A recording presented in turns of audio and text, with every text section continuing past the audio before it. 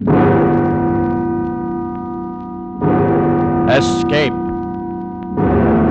Escape tonight to ancient Egypt.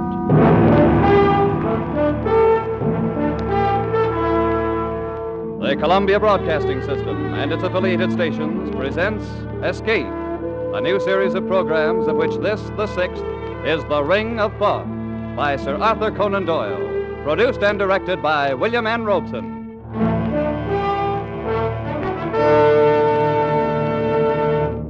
Wherever the English language is spoken, Sir Arthur Conan Doyle is known for two things: his immortal character Sherlock Holmes and his unshakable belief in life beyond the grave. So great is the stature of Sherlock Holmes that Conan Doyle's earlier stories are all but forgotten. Stories like The Ring of Thoth, which so clearly anticipates the author's later fascination with spiritualism. We invite you now to escape to ancient Egypt and The Ring of Thoth, an adventure told in the words of John Vansittart Smith, British Egyptologist.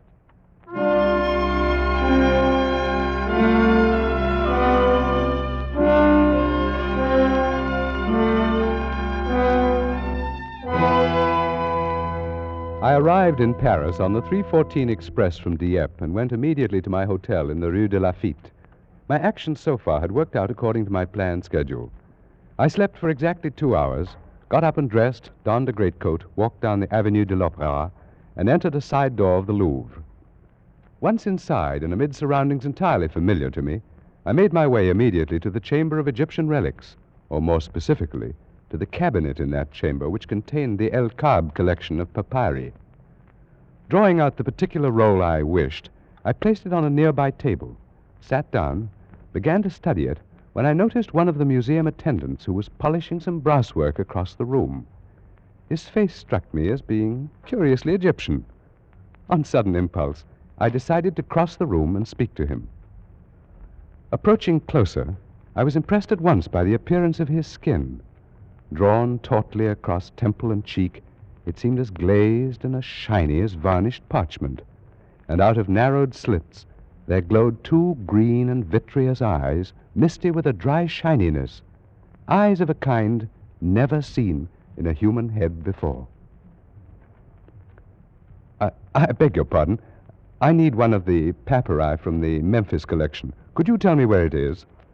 You'll find it in the last cabinet at the end of the room, monsieur. Thank you. You're Egyptian, aren't you? No, monsieur. I am a Frenchman. But, I thought perhaps If that... monsieur will excuse me now, I have other work to do.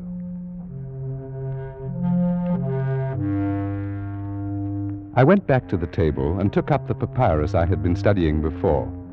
But my former calmness in translating the intricate hieroglyphics was gone, and out of the depths of my mind welled a feeling of terrible familiarity. I concentrated more deeply on my studies, pushing aside those thoughts conducive to mental turmoil, and at last, worn out by the inward struggle, I fell asleep.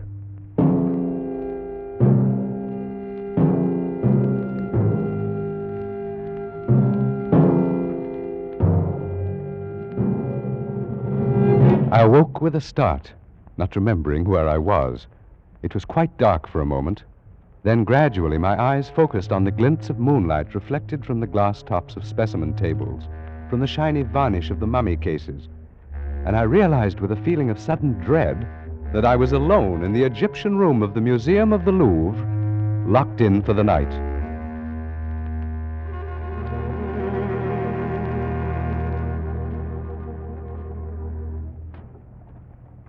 And I saw at that moment, approaching through the moonlit halls, a dim yellow flame. Nearer and nearer it came until I could perceive above it, as though floating in the air, the eerie, glistening face of the man I'd spoken to earlier. I shrank into the dark shadow of my corner, and he passed without seeing me, stopping before the mummy cases a few yards away. Scarcely daring to breathe, I watched him place the light on a table and begin feverishly to examine the tags on the specimens. In a moment, he gave a cry of delight and, drawing one of the mummies from its resting place, laid it on the table in the full glow of the lantern and set to work. He was unwinding the wrappings from the head of the corpse. A few turns revealed a tumbled cascade of black curls. A few more, the snow-white brow, then the delicate nostrils, and at last, the full, warm, passionate lips, the face of the most beautiful woman the world has ever seen. Ah, ma pauvre petite. So long it has been, so very long. You must forgive me, beloved.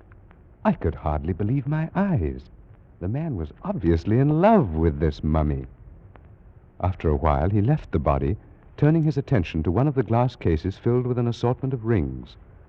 From a pocket of his garment, he'd taken a small glass bottle containing some kind of liquid, and he used this now to test the rings, rejecting them one after another. Then, at last... This is it. It's the one. At last I found it. The ring of Thoth. In his excitement, he dropped the bottle, and I gasped in surprise at the sudden sound. Who's there? I beg your pardon. Ah. So it is you. No, do not move. I didn't mean to spy on you. I fell asleep. Who are you, monsieur? I am John Vansittart Smith, a student of Egyptology. No matter. You will observe this knife. Yes?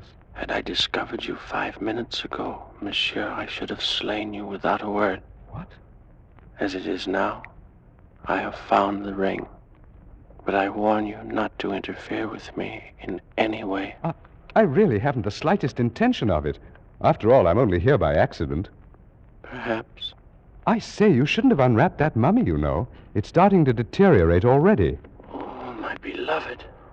Yes, before our eyes, Years have the been lovely unkind face was to my crumbling, beloved. the hair falling away, the skin shriveling and cracking, the lips fading. The man hovered over the decaying body a moment, murmuring sorrowfully. And then he turned again. No matter. That will not make the least difference in a little while. Of what importance is the dead shell, so long as her spirit waits for me at the other side of the veil? What are you talking about? What is it you're proposing to do? Tonight, monsieur, I have ended a quest and broken at last the ancient curse. Nothing now can prevent my joining her. Are you actually claiming that you knew her? She was Atma, daughter of the governor of Abaris, and both she and I lived in the reign of Thutmose 3,500 years ago. You're obviously mad. Perhaps, but not in the way you think.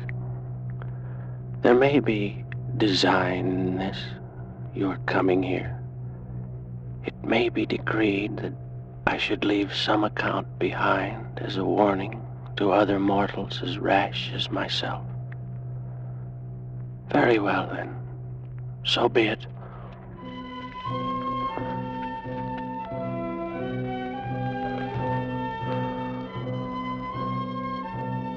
I am, as you surmised, an Egyptian. My name was Sasra, and my father had been the chief priest of Osiris in the great temple of Abaris, which stood in those days upon the Bubastic branch of the Nile. I was brought up in the temple and was trained in all those mystic arts and sciences known to the priesthood.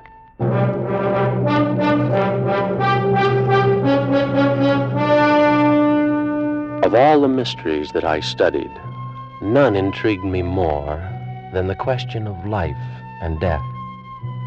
And even to this question, in time, I found an answer. But for a man to live beyond his allotted span of years, Master Sastra, the gods have not so ordained it. Then perhaps they will have to revise their ordinances now that I've discovered their secret. 'Tis not well to jest. I tremble, for though I've labored in your service for a year, I knew not the goal of your endeavors. May Osiris forgive me. Ah, what a pity you look upon it this way. For I'd thought that in return for your assistance, I should grant you, too, the gift of centuries of indestructible life. I would not have it, Master Sastra, and I beg that you, too, forgo it. Forgo it? I introduced the fluid into my veins 1 month ago. Oh, no. Then you are lost indeed. Lost? Do you call this being lost? Let's see now. My heart should be about here. Oh, that knife. No, don't. Master, you've killed yourself. Not at all. See? It bleeds a little. But in a while, the wound will close up. And that's all. It's immortality. No, I shall not live forever. But for 5,000, perhaps 6,000 years, I shall be immune from all dangers of violence, poison, disease, starvation. You cannot die? Now, with this fluid in my veins, nothing in this world can end my life. Dothra, are you there? Someone calls. It's Parmes, the priest of Thoth. In here, my friend. Enter. Oh, greetings, Sosra, master of sciences, and his worthy assistant. If you will excuse me, masters, I go to make my peace with Osiris. What's wrong with your helper, Sosra? The thought of a well-nigh eternal life has frightened him into gibbering superstition. Then you still believe in the discovery? Believe in it? Parmes, my friend. Look. By the heavens, what a scar.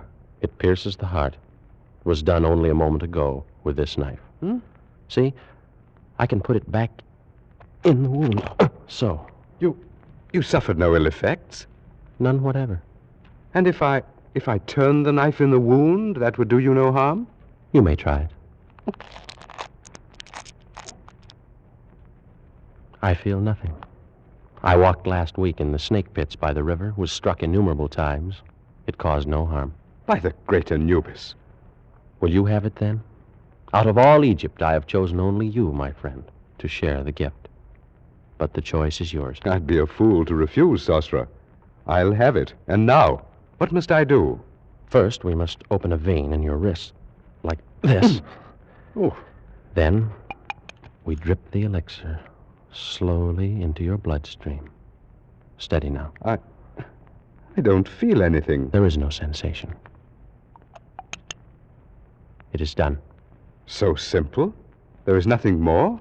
That's all. And now done, it can never be changed. It seems incredible, supernatural. It's no more than a chemical discovery, but with it, while all this about us passes away, you and I, Parmes, will live on for 50 centuries. Think of it, my friend. 5,000 years of life. 5,000 years. Only the two of us. Listen, that noise. Some procession must be passing in the street. I have an idea what it may be. Come on over to the window. Beloved of heaven, clear the road, stand back and make way for the loveliest pearl of Thebes. She's being carried on the shoulders of slaves, Parmes. She must be some woman of rank. Her name is Atma. She's the daughter of the new governor. Her curtains are drawn back. Perhaps we'll have a look at her. Oh, Parmes. Mm-hmm. Is she not beautiful? She is the most desirable, the only utterly desirable woman I've ever seen in my life. Yes. I saw her yesterday at the temple. Then you're most fortunate, my friend. You've had 24 more hours to dream about her than I have had. I must know her, Parmes. I must make her love me. I'll send gifts. I'll call on her tomorrow. Oh, it has to be then. I couldn't wait any longer than tomorrow. A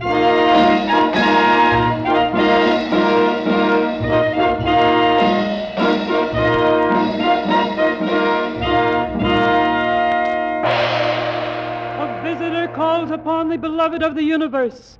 He is Sasra, priest of the temple of Osiris. Well, bid him approach. Enter, Sasra. Oh, most beautiful of all Egypt, I cast myself at your feet. That's a noble ambition. But wouldn't it be much better to sit here beside me and watch the fish in the fountain? Much better. You will all withdraw, except you, my girl. Play something for us, at a distance.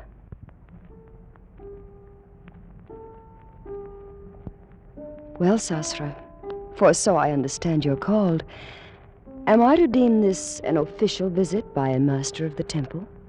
Oh, Atma, my beloved. That is, no, it is not official.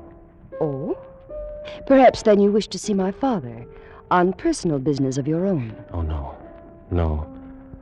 I shall pay my respects to him at some other time. Then could it be I you've come to see? Yes. Yes. And since you've said the visit's not official, your reason must be a personal one. Oh, it is. Well, what is it? Atma, I have known women who are famed for their beauty throughout the valley of the Nile. But not one, not all of them, are so lovely as you. How thoughtful of you to come here and tell me. Atma, I've no wish to intrude my desires, my hopes, beyond such extent as you may wish to hear. But,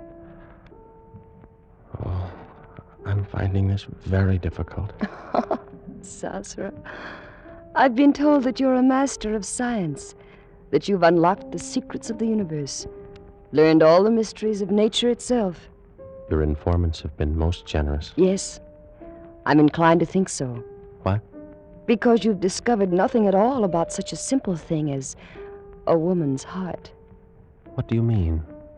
I come from Thebes, and the women of Thebes are warm-blooded, passionate, and we know what we want. Atma. I saw you first 3 days ago. Why do you think I told my bearers to carry me down that street beneath your window?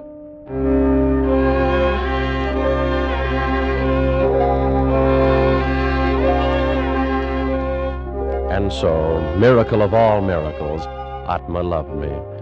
Worshipping the very ground her feet had trod upon, I lived through those glorious weeks, and with it all, our love grew apace. But one thing bore heavily upon my mind, and I came to speak of it more often to my beloved as we sat and talked by the fountain in her garden.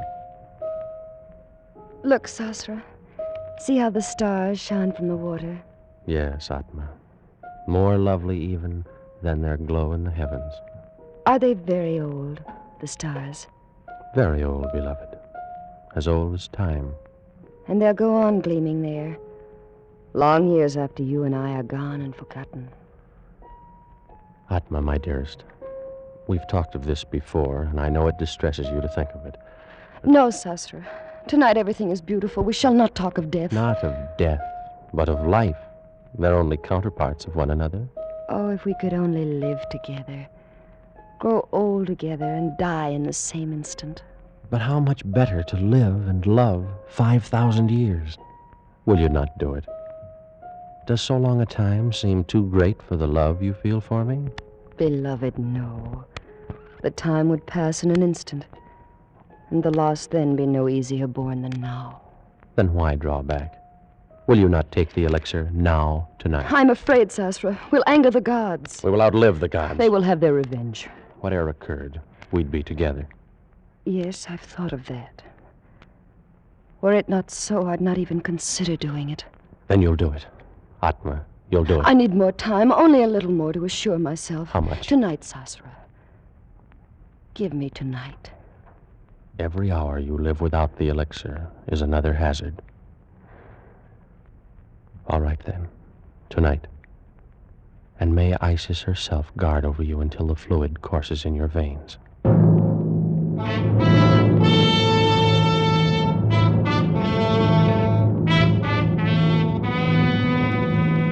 And so, on that accursed night, I went to my chambers and slept. And while I slept, the moon of Isis shone over the delta of the Nile. Shone but to light as foul a scene as was ever done on earth. Some hours had passed away. Master Sasra, awaken! Master, awaken at once. You know, who is it? Oh, what a terrible thing has Let me turn transpired up the this lamp. night.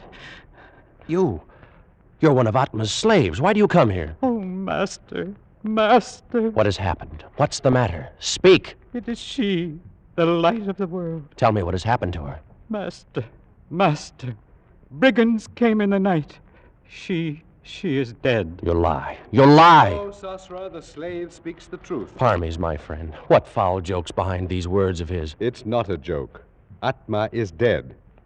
You, slave, depart from us. Yes, masters. By your gracious leave, I depart. Such a thing cannot be. Oh, of course. The two of you planned it together, sought to frighten me out of my wits. It's very amusing, really. But I was terrified for a moment. Atma no longer lives. She was stabbed to death only a short while ago. No. Oh, no. She can't be dead. She is dead, Sosra, and for all eternity. I must go to her.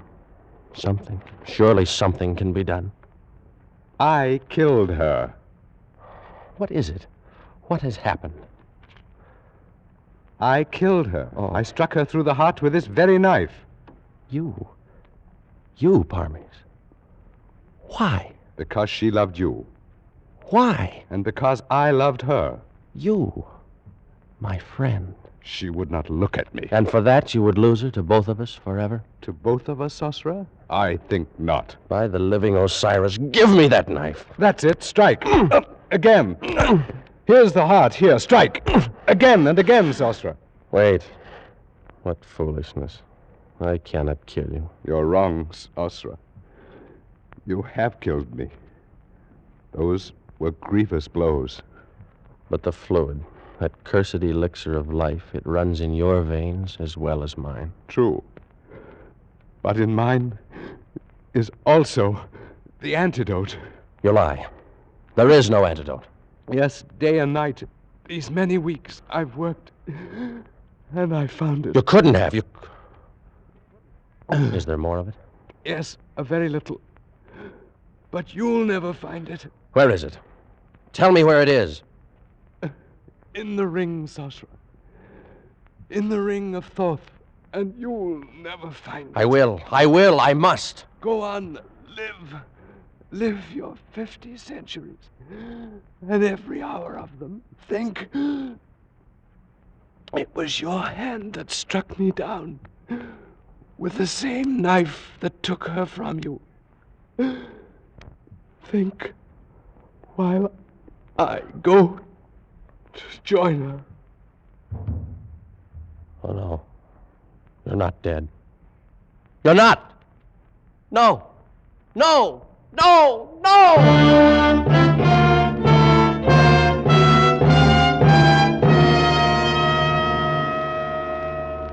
For months, I searched the papers, test tubes, and the chemical flasks in the chambers of the dead priest of Thoth.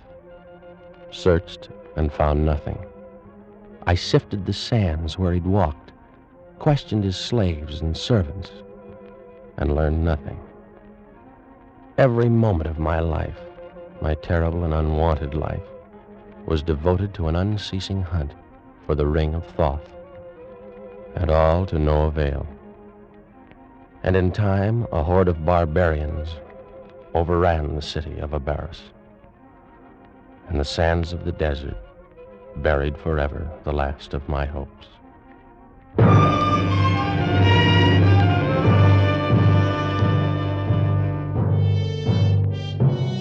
And so began the deadly march of the centuries. How can you know how terrible a thing time is? You, who've experienced only the narrow course between the cradle and the grave. I've floated down the whole stream of history. I have traveled in all lands, and I have dwelt with all nations. Every tongue is the same to me. I need not tell you how slowly the centuries drifted by. Centuries without end, years without number. And so, I came to be one day, a few weeks past, in San Francisco, where I came across a certain item in a newspaper. Among recent discoveries in Lower Egypt is an unopened mummy case containing, according to the inscription on the outside, the body of the daughter of the governor of Abaris in the days of Tutmosis. In the same burial crypt, dropped into a crevice between the stones, was found a large platinum ring of singular design. Both specimens have been sent for examination to the Louvre in Paris. So, I presume you came here to Paris, obtained this position of attendant in the Louvre with the idea of... Only yesterday, Monsieur Smith. As you may imagine, I had little difficulty in convincing the director of my knowledge of Egyptian relics. The ring, then. The one I saw you remove from the case is the ring of Thoth? Without question. You've discovered how the ring must be used? The secret is obvious. See, the stone is hollow, and drops of liquid move within it. Have you considered the possibility that this antidote may not perform the function which has been claimed for it? It will, monsieur. And there'll be no need of a knife to strike me down. My death was due in a time long past, and only this damnable fluid that runs through my veins supports the weight of my years. I delay no longer. I go to join her where she waits for me in death. No, don't. Oh. Too late. I've broken the gem. I've taken the antidote. I stood and watched him with a terrible fascination, but without pity and without compassion. He turned away from me and reeled toward the mummy he'd left on the table across the room.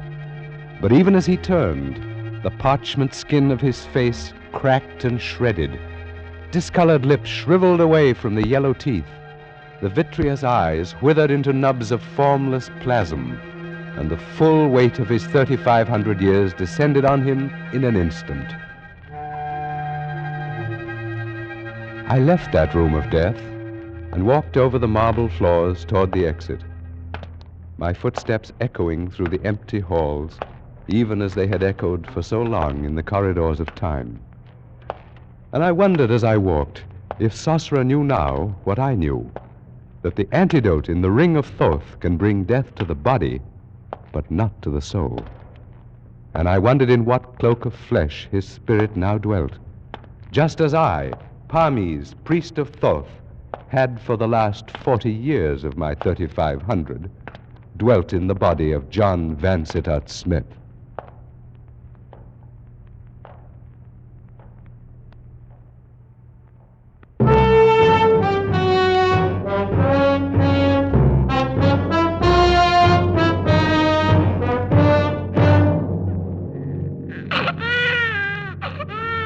Doctor, he's so little and so red. Well, now, he's only 2 days old. But he doesn't look a bit like either his father or me. Give him time, my dear.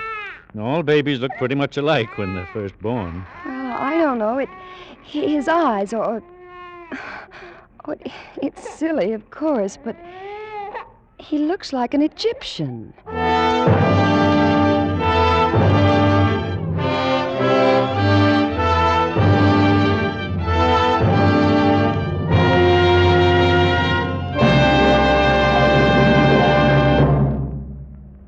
Produced and directed by William N. Robeson, The Ring of Thoth by Sir Arthur Conan Doyle was adapted for radio by Les Crutchfield, with Jack Webb as Sosra, Thomas Freebairn Smith as Vansittart Smith, and Joan Banks as Atma. The special musical score was conceived and conducted by Cy Fewer.